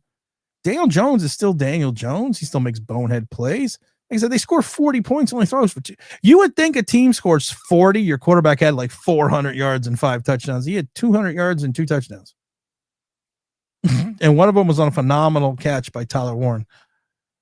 I saw OGR in there too, but I missed it. Brownie, what's up, Brownie? There he goes, Brownie. Let's see here. Whoops. Let's see here. This regime gets so obsessed with the past and results of Super Bowls, they thought Carter would be tucked to Strahan, OC, the new NASCAR package they preached. We never preached a NASCAR package here because we kept trying to explain to people that, because I love it because everyone tried to tell me, no, but NASCAR was Steve Spagnuolo. It's like, no, it was Perry Fuel. And I remember that clearly because we were up in Albany and we were at training camp and they were yelling NASCAR, NASCAR, NASCAR through almost the entire fucking summer. But that's all right. I always tell people there's something called Google. Except that we had a lot of content creators that I like to refer to as Google content creators. Let's see here. Ms. Finesse also says, when a quarterback needs everything around them to be perfect in order to succeed, they aren't that good. Well, you know what? When a quarterback needs everything around them to be perfect, that's what we refer to as a Daniel Jones. Let's see. Oh, here we go. Per Google. Oh, my mouse is all fucked up here. As per Google, as on October 6, 2025, Hyatt has been thrown 3 times during the regular season. This occurred during the Giants game against the Saints. You're right. T. Brad says, I predicted 3 wins. Season looks like I'm right. Only team left. Oh, we already got to that one. We got to the Hyatt. Doesn't matter if Jones is good or not. He's winning games. That's what matters. Well, that's what happened in the 9-7-1 season. It didn't matter if he was good. He was winning games. Went 7-2 with a phenomenal running game. When teams focused on Saquon Barkley, we went 2-5-1 when we put the ball in Jones's hands. If Jonathan Taylor, God forbid, goes down, wait till you see what happens. Thor, Tim downplaying GJ's play is wild work. He looks a lot better than he ever did here. No, he doesn't. I've watched all the Daniel Jones's games. The talent level that he has played against outside of 2 games has been terrible. He's played against probably some of the worst teams in the league, and they're not named the Giants. And if you watch, he also had 2 interceptions last week. You still see the bonehead plays. You still see the throwing of people that aren't there. It's not downplaying it. It's just also not upplaying the fact that he is basically doing what he did here when he had a strong running game and a defense. That's not downplaying anything. T-Brad, Jordan T-Brad, you want to know what's even funnier? Even if we do finish 3 or 4 wins less because of our strength of schedule, it's going to be pretty hard to break into the top 5 with draft chicks. Brownie says, very clear, Shane, Daboll, and Kafka are not the quarterback gurus they hyped up to be. Any quarterback regresses in the development system, no mechanical improvements, play calling fails after the scripts run thin. And I think that's what a lot of people don't get. And we've talked about this. The first 10 to 14 plays, especially with a rookie quarterback, are scripted. And I love it though, because yes, you have the script card. And while the script card it depends on the coach, it has all the other plays you want to run and all the other formations and everything else. They also have on the other side, the scripted plays for like the first 14 plays. So when the Giants finally start going off script, and which was within the first 2 drives, all hell breaks loose. Can we get up to 80 likes, please? Because Mrs. Online Big Blue will let me play if I don't get up to 80, if I don't get to 100 likes before we leave. I'm just throwing that out there. But that's the problem. That's the case. That's the issue. Made for Giants is I hate Daniel Jones fans more than I hate Daniel Jones. I never hated Daniel Jones. I just know he's not a good NFL quarterback. But the problem is people just don't get the NFL truth. Giants Clown says, will Shane and Daboll finish this year, or will this be 2027-esque? If I've said this before. If you only have 1 win after the end of the second Eagle game, you fire Brian Daboll. The problem is this, and this is why he's probably going to stay. Your replacement for Brian Daboll would be Mike Kafka.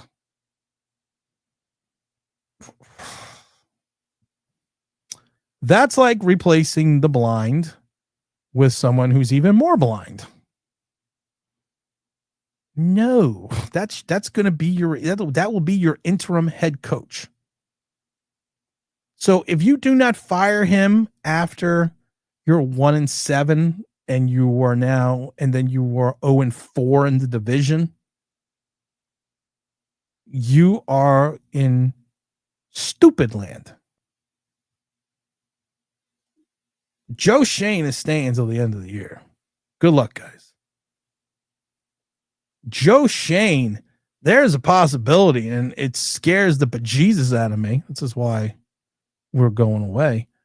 That he could be back for his 5th year, even though his entire first and second draft class, could be completely off the roster by the beginning of next year. And last year's draft right now is not looking too hot. Think about that. His last year draft, which was supposed to be the draft that saved his job, Malik Neighbors is out. Malik Neighbors tore his ACL and his meniscus. And you're going to know more to the extent of that tear until you're going to know more to the extent of that tear. And, once they open him up for the surgery. Tyler Newman to me is a linebacker. Drew Phillips to me, God, Drew Phillips is Cordell. Drew Phillips is a handsy Cordell Flott. Theo Johnson is showing life. Let's see if it continues. Because after that first 2 drives, when the Saints decided, well, we'll just take away the tight end in the middle of the field, no production. Tyrone Tracy's still out. We don't know what Tyrone Tracy is. He's still out with the shoulder. Darius Muasau should be a special teamer, but on this team, he's starting. Banks, garbage. JMS, garbage. Hyatt, garbage. Eric Gray, garbage. Trey Hawkins, garbage. Jordan Riley, garbage. Jaravarius Owens, garbage. Kayvon Thibodeau, average. Evan Neal, garbage. He hasn't even been active. Wandale Robinson, if you re-sign Wandale Robinson, you're stupider than I thought. Jonathan Azuda, garbage. Cordell Flott, garbage. Dane Bellinger, garbage. Dane Belton, garbage. McFadden, okay player, probably a 5th linebacker or 4th linebacker on a good team. DJ Davidson, garbage. McKeithen, garbage. Darren Beavers, garbage, and gone. And we're also got to remember McKeithen, Beavers, Azuda's still around, and a bunch of other players aren't even on this team anymore. So yeah, people act like Dart didn't beat Jaden. People act like Dart didn't beat Jaden Daniels with Neighbors 2 years ago. Okay, that was in college.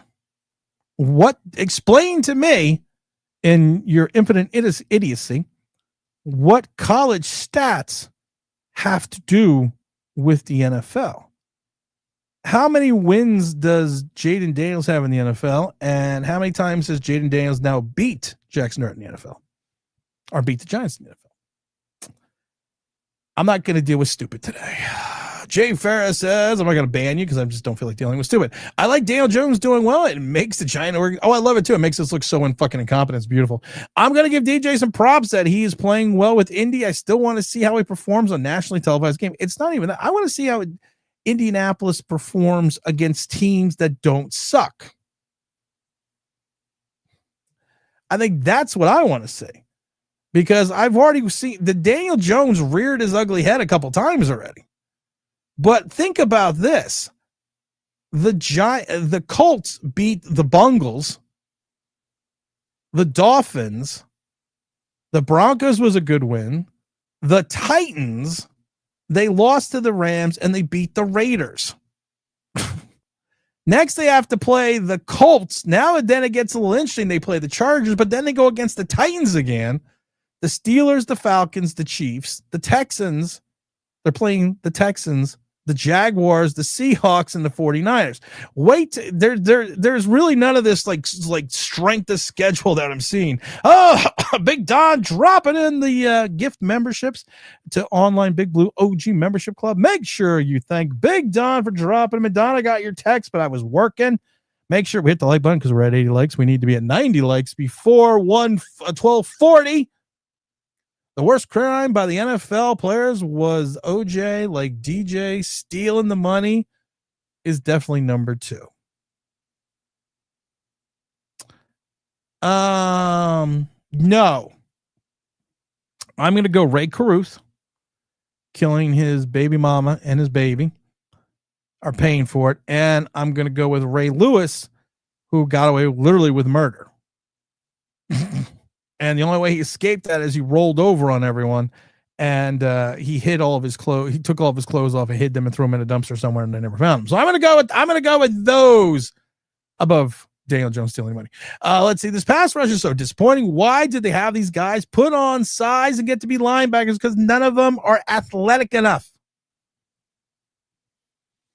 And we've seen Abdul Carter play linebacker in college, and it wasn't pretty, which is why they moved him to defensive end. Kayvon Thibodeau has never been a linebacker. Brian Burns, his best position, and you cannot take him away from that, is at the defensive end position. And Kayvon Thibodeau and Abdul Carter are actually listed as linebackers. Neither of them are athletic enough to be a linebacker. Neither of them are strong enough to be linebackers. Neither of them are strong enough to hold the point of attack against the run. I still love it, though. They held them to 88 yards, but they still ran the ball 30 times, which means they were getting first down somewhere. Oh, it's because they were setting up the pass with the run.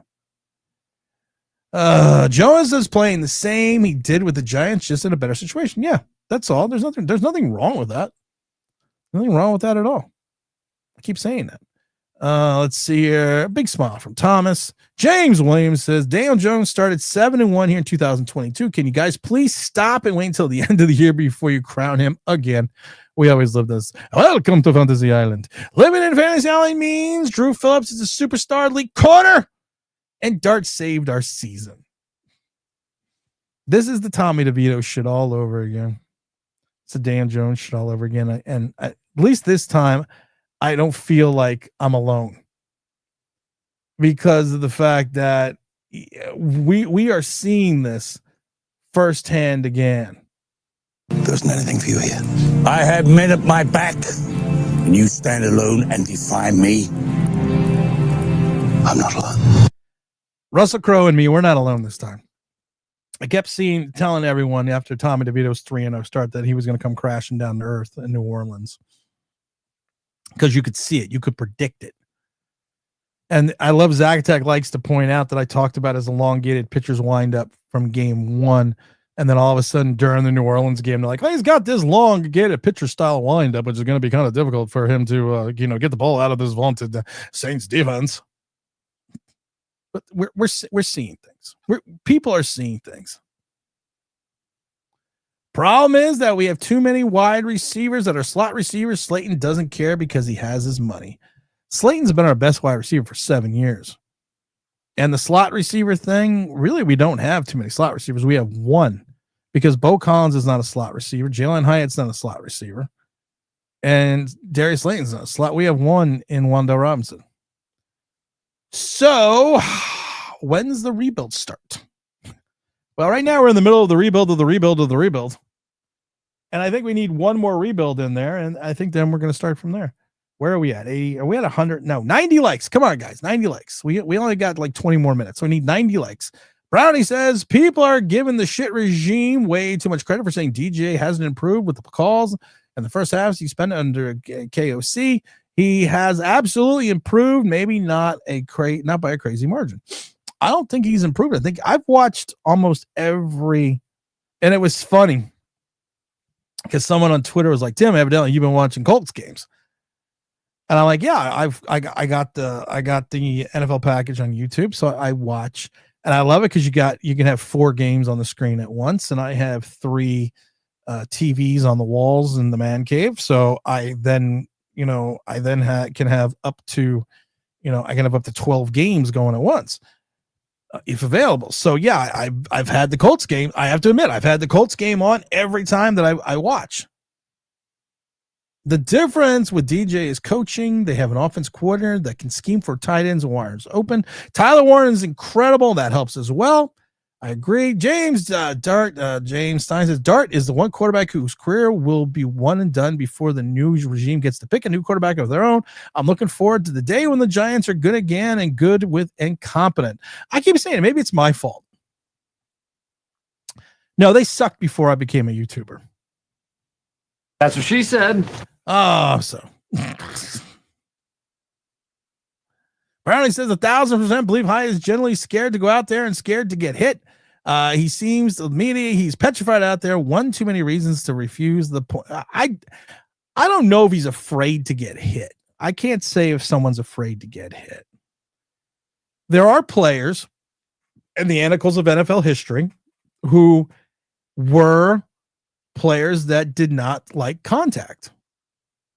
And some of them were even players that are Hall of Famers and Pro Bowlers. I think of Deion Sanders.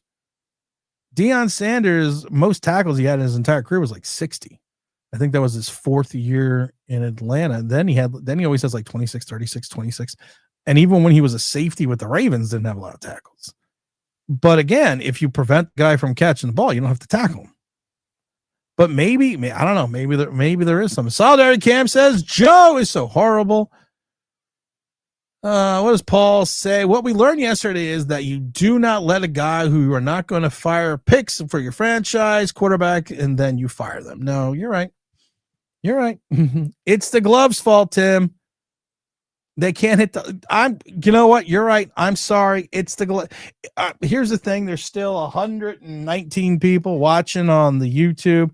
Hit the like button. And if you don't hit the like button, you're a Cam Scattaboo. Because it's the gloves. Mr. What says, I hope you don't stop doing this, Tim. We need someone to tell the real story. No, I'm done. And it has nothing to do with anything else. Besides, I just want to do other things. And I'm contractually obligated until February. So I'm done. And I honestly think I'm done being a season ticket holder too. I know I said that this year. And like I said, but I was looking at the game schedule. I'm done. Maybe I'll go to 2 games this year. Definitely going to go to the Green Bay Packer game because I want to see Malik Willis and I want to see Xavier McKinney. And also we're doing the on-field package thing. So that's going to be fun. I'll go to the 49er game and then there's maybe 1 or 2 games I'll go there, but I'm kind of done. You could have argued Hunt as well in Kansas City as Lamar was. Yeah, I was going to say Hunt in Kansas City as well, but that was more AFL. That was more of a merger thing. Carter, the per diem pass rusher. Yep. Carter is a linebacker that can't tackle or the edge who can't stop the run. It's one of those other things. I don't understand how fans are already sold on Jaxson Dart. It's been 2 games. Let's see how the season plays out before you say he's the guy. I never said he's the guy. I said he's not the guy. I'm still saying he's not the guy. And I'm going to keep saying it. I'm going to be standing on my perch alone saying, I don't see it. And I still don't see it. Jonathan Taylor, that's the problem is Jonathan Taylor is the offense in Indy, but people don't want to say it. Big Lex, a salute to OGR Sports. I can't believe we're having talks about DJ like we didn't watch him for 6 years now in blue. Yep, you're right. Paul also says the Colts were never really play tough games, even in their division. That's the problem. The Colts don't play anybody. Maybe they have 4 games this year that they play someone, and they only won 1. They lost 1 game against a good opponent, and then the other one that wasn't a good opponent, but an okay opponent, they won on a missed field goal off a bad penalty. Will the Colts overpay for Daniel Jones? Yeah, knowing Daniel Jones, he's got the fourth referred to as the luck of the Irish. I don't think he's even Irish. Daniel Jones and the Colts are going to win the division and go to the playoffs. Okay, happy now. He is. He is. It's just a matter of circumstances. Open your eyes. I agree. Hit that like button and Tim will have an extra pina colada on Thursday. If you like pina coladas, you know what I may do? I may post a picture of me drinking a pina colada. One thing I really enjoy, and I'm lazy, but one thing, and I don't know Big L, I don't think Big L's in the chat because he goes to a lot of Nick games with me. One thing I like about the Nick games and where I sit is the fact that they bring you food and drinks. If they would have brought me a bedpan as well, it'd be the greatest experience in the history of the world. They literally bring you to your seat. You order and they bring it to your seats. You have waitresses. It's great. And I have to admit, I really do enjoy that. I enjoy the coaches club, but I really do enjoy being pampered at the Nick game. I'm not going to lie. It's like Jaxson Dart is like laying in the bed with his mom and his dog after a rough day. I like being pampered at the Nick game. Kareem, how's it going, my brother? And the moon landing did happen. Let's see here. What's going on, my friend? Get Brian Flores, sort out the lawsuit, get us a good coach in one fell swoop. Flores is never coming here. There's so many coaches that are never coming here. If you are a soon-to-be Hall of Fame coach, and you know your last stop could be with the New York Giants, which used to be a destination stop, why would you come here? Russell Wilson ruined his legacy by coming to New York. And he should have known 2 years ago they didn't want him, because they've already told you weren't good enough to compete with Daniel Jones, and you already kind of knew that you were going to lose your spot to Jaxson Dart.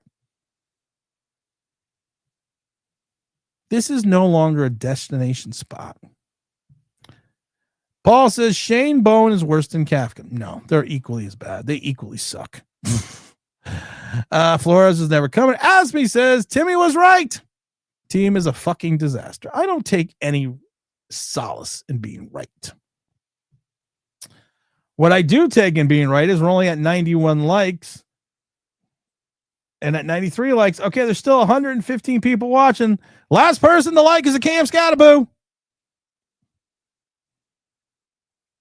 T-Brad says, hey, Tim, I'm glad to see you are just as sick and tired. I'm sick and tired, man. I'm done. I am literally done. This team literally broke me. As a lifelong Giant fan, as a lifelong season ticket holder, this team, guy who lived through Andy Robustelli in the 70s, this team has broken me. I am officially broken. To the point that, like I said, day after the Super Bowl, the channel goes dark. And I know people say, well, 2 years ago you did the same thing. No, 2 years ago I didn't have the okay of Mrs. Online Big Blue. I didn't have the okay. I didn't have that feeling like I have now, that this is as good as it's going to get for a while. And there's other things that I can do, like get off my lawn, the matter rumblings of a Gen Extra, and New York Knicks Unleashed, where we just which is going to start back up after Thursday after I go to the game. Maybe having some Nick interviews. We're going to talk about that a little bit later. I put the Apple Podcast link in the chat for that, so make sure you go and follow the channel. Even if you haven't listened, go leave a 5-star review. Help me in the analytics. I'm done.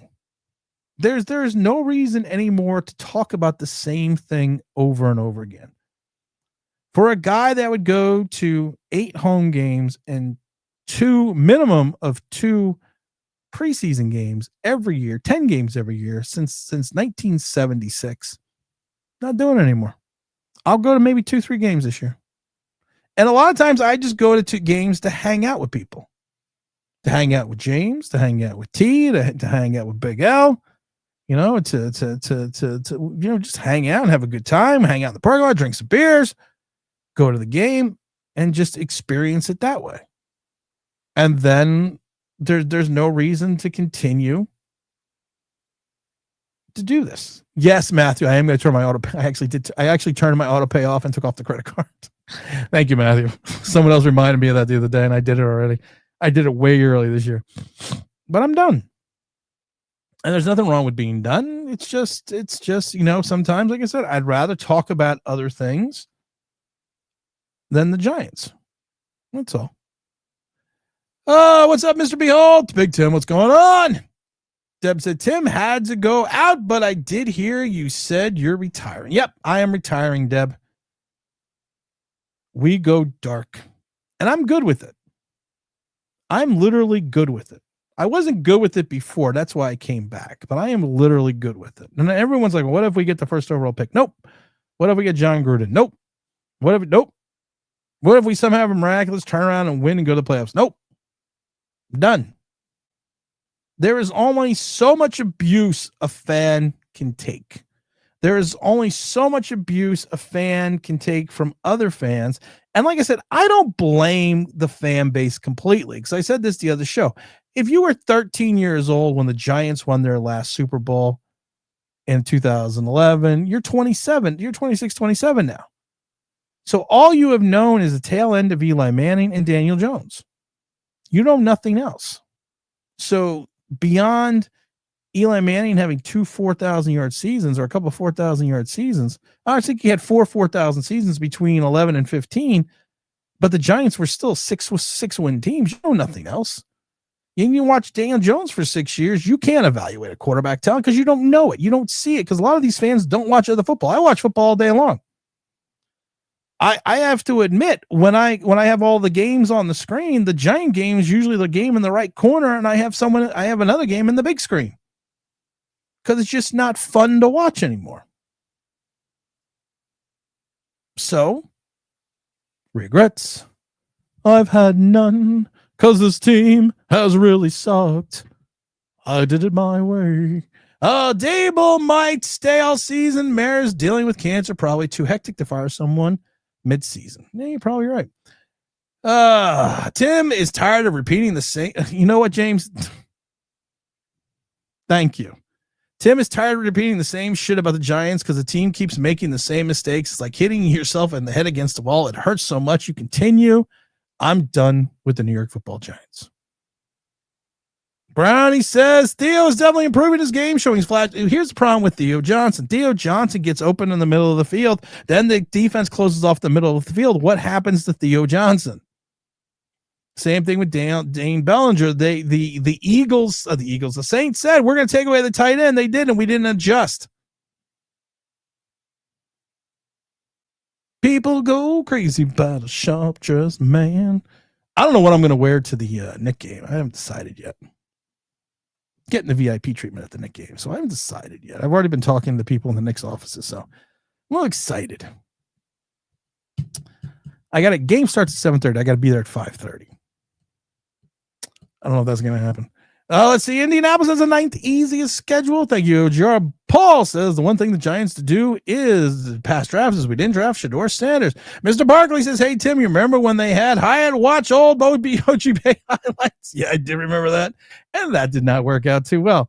Let's see. I got a couple minutes here. Regrets I've had of you. If James or anyone's around real quick, I'm going to drop the link in the chat. I only got a couple minutes. Because I got to have lunch. Then I got to go get the kids. And I got to finish this thing for Believe. So I'm going to put the link in the chat. Hold on. Here we go. And don't forget to go to New York Knicks Unleashed and leave a 5-star review and a like. Dave Meggett. What about Dave Meggett? Phil Sims at 86 at no elite wide receivers. Still blew teams out. It's called competent run game play action. I have to disagree with you. Phil Sims had a horrid season up to a point in Minnesota in that game. They blew teams out because of the defense. Phil Sims had one of his worst seasons in 86. And yes, they had Lionel Manuel, Bobby Johnson, Byron Williams, Tony Galbraith coming out of the backfield, but you also had Mark Bavaro. He was not a juggernaut until that January day in Pasadena.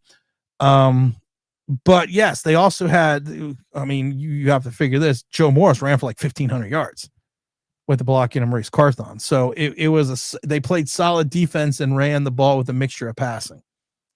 Ray Cruz's kid survived, which is nuts. I didn't know that. I wish I did. Tim, play it. James and I love this because on the big pass play again, because this is the second time this has happened on the 76-yard or whatever it was pass play. And I love it though, because this is just like CeeDee Lamb's play where the wide receiver just ran straight and then kind of listed to CeeDee Lamb listed to the left. Number 21 or 22, who I said we should watch out for. He listed to the right, just listed. He was like running. And he's like, and Tyler Newman and everyone's like, where'd he go? And we love this, James. James and I love this. He went like this. He went like that. I said to Hollywood, where'd he go? Hollywood said, where'd who go? That is literally the play of the Giants. And I love that because I've texted James after the big play. All I've texted is where'd who go? Because literally, like I said, same with CeeDee Lamb's like, and he pulls one of these moves. And the Giant corner's like, where'd he go? Let's see here. Daboll 20, 37, and 1 makes sense. Yeah, it does. Where's the lease? Here we go. There we go. I found it. When will the Giants get good again? I already said 2027. I've said that since the day we signed Daniel. The day we gave Daniel Jones that contract, I said 2027. Deb said, where the hell are we not? I don't know why we're not seeing it. Because Winston's the third string quarterback. Winston cannot come in unless both Dart and Wilson get hurt. Because it's the new rules because of what happened in that playoff game with the 49ers and the Eagles. When all the quarterbacks went down, they had to bring Brock Purdy back in who couldn't throw the ball. He should have threw left-handed. They unless both quarterbacks are hurt, you can't play your third string emergency quarterback. Do we get to 100? 96. Come on, guys. 4 more likes. Sterling Shepard, who is now at Tampa Bay, and Davis on the side. Sterling Shepard, to me, man, I watched. You want to talk about a surprise in Daniel Jones? Can we talk about Sterling Shepard, who is pulling a Mark Bavaro right now, with Giants thought was washed up and's got 17 receptions for 191 yards and a touchdown? Can we just talk about Sterling Shepard for a minute? The 32 years old. He's found the fountain youth. He's Ponce de Leon and found the fountain youth in Tampa, where last year he played in 14 games with 32 receptions, 334 yards and a touchdown. I once did a report on Ponce de Leon and the fountain. With T-Brad head, we definitely have to take a G and ladies, to the spot and get some wine and chill. Yep, we do, man. We do. Petro says, hit that like button from Corton Sutherland. I know we can't get him. Yep, we can't. Bro, Chad's Chode Sports and the other stupid contributors who said that Tim never said anything that's stupid. Pete, what did they say? I never said anything that's stupid. Keep talking about Jones, but keep betting with talent. Hit that like button. What did I miss, Slider? In reference to bro, what did I miss in reference to the Chode Sports thing? Because they are Chode Sports. But hey, Tim, Bobby Carrick, second in the league in tackles. We all know he sucks. No impact plays. That's the problem. There's so much. I've said this a million times before. Even on a bad team, someone has to make tackles. I always talk about the 19 tackles I made in one game. We were a bad team, and someone had to make tackles. I made 19, but no one talks about the 11 I missed. Oh, gee, you got like 2 minutes. Hold on. And I can't. Where the fuck is the mouse? Hold on, OG. Wait, why can't I get fuck? There we go. Add the stage. OGR Sports. What's going on, Tim? Long man, you just came back from vacation. You look tan. You look relaxed. Oh, there's no way I'm tan. I was supposed to go to Bermuda, but because of the hurricanes, it got diverted to 2 stops in Canada, and I came back. So there's no tan there. Just shut up and say you're tan. I'm tan, Tim. Thank you. Okay, go to Robert Super Chat said, I'm getting tired of going to games in the swamp and leaving bitter and disappointed. I think I will be going to more road trips starting next year. Yeah, I'm not going to any more games this year. I'm done. I'm done. But like Robert, like I said, I'm done investing time in this team. It's time to unleash the Knicks. Get it? Well, I won't invest any money into the Giants, but time is money. Yes, in a way, because yes, if you pay for any sort of streaming service or cable and you get the Giants, yes, I'm investing my money in the Giants. Exactly. All right, so I will invest the bare minimum to watch this football team. How about that? No, that's good because that's what they basically give us week after week. Well, I mean, at some point, maybe we'll dig ourselves out of this hole. Maybe the Maras and Tishes will finally get tired of the negative publicity and sell the team because that's what we need at this point. I agree. So tell me something good though, man. What you want us to come on? You evidently have a point that you want to express. No, I just saw it in the chat and I thought, you know what? I'll hop on. You threw it in the chat. Why not? Oh, I don't know. I thought you were, that's not good for that's not good for like show stuff. No, it's not good. But to be honest with you, I mean, what can I say that hasn't already been said? Because the whole reason you are dropping this whole thing is because you're going to keep repeating yourself for a long period of time. Yeah, at least till 2027. And I can't believe people don't see, like, what bothers me about this team is people don't see the parity in the last 8 years where we're probably going to fire Brian Daboll. We're going to keep Joe Schoen, and it's Dave Gettleman all over again. And let the lame duck general manager pick the new head coach for the next general manager. Well, don't forget, Gettleman was forced to work with the previous guy. Yeah, I don't even think he wanted him. It was a merit pick. Yeah. So, you're not wrong. I wish I could tell you wrong. So that was a merit pick. He's going to do it again, or he'll just give the reins over to Tisch and battle his cancer. And I hope he beats it. But yeah, and the scary thing is, I mean, it's a possibility. I hope he beats the cancer. But if he does end up passing, I mean, it's given over to Chris, right? If I'm not mistaken. Yeah. And Chris Marin's not going to sell the team. Well, he's not going to sell the team, but he's not going to be, he's not going to be as involved as John is. He's more concerned about horse racing. Listen, he's concerned about horse racing until someone says you are now in charge of the New York Football Giants football operations. Well, I hope he gets it. I mean, I hope he has better decision making than his brother. But his brother uses Chris as not a crutch, but he uses Chris. He definitely values Chris's. Of course he does, yeah. So, and I mean, Chris has been along for the ride in this organization, and he's made some big decisions. I don't think people realize that, and they haven't worked out too well.